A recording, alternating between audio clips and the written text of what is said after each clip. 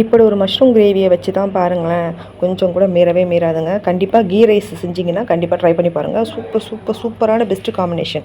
அதாவது non veg எடுத்துக்காதவங்களுக்கு, veggie சாப்பிட்றவங்களுக்கு இந்த mushroom gravy அவ்வளோ டேஸ்ட்டாக இருக்கும்.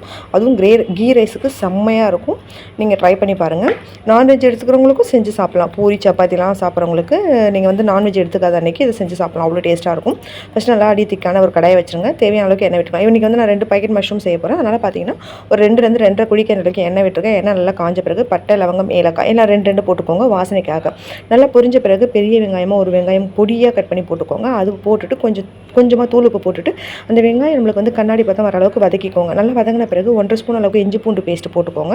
அதையும் நல்லா வதக்கிக்கோங்க. நம்மளுக்கு நல்லா வதங்கின பிறகு தக்காளி நல்லா மீடியம் சைஸ் தக்காளியாக 2 தக்காளி எடுத்துக்கோங்க. பொடியாக கட் பண்ணி போட்டு அதையும் வதக்கிக்கோங்க.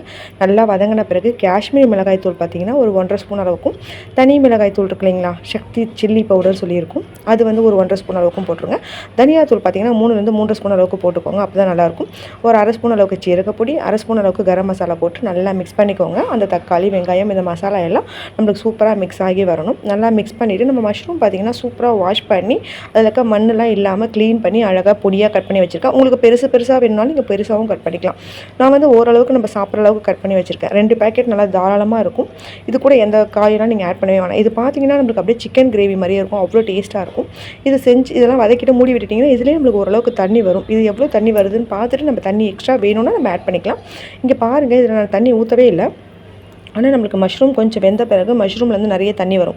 மஷ்ரூம் பார்த்திங்கன்னா எறா, கணவாய் மாதிரி கொஞ்சம் வேக வைக்க சொல்லி தண்ணி நிறைய வரும். நான் தண்ணி ஊற்றவே இல்லைங்க. அதில் வந்து தண்ணியே தான் இது. இதுலேயே நல்லா வெந்து வந்த பிறகு ஒரு குறைஞ்ச அளவுக்கு 1.5 கப் அளவுக்கு நம்மளுக்கு தண்ணி வந்துருச்சு. அதனால் இதையே நான் வேக விட்டு அந்த பச்சை வாசனைலாம் போகிற அளவுக்கு நல்லா சூப்பராக சுருண்டு எடுத்துட்டேன். எடுத்த பிறகு கருவேப்பிலை, கொத்தமல்லி தூவி இறக்குனீங்கன்னா சூப்பரான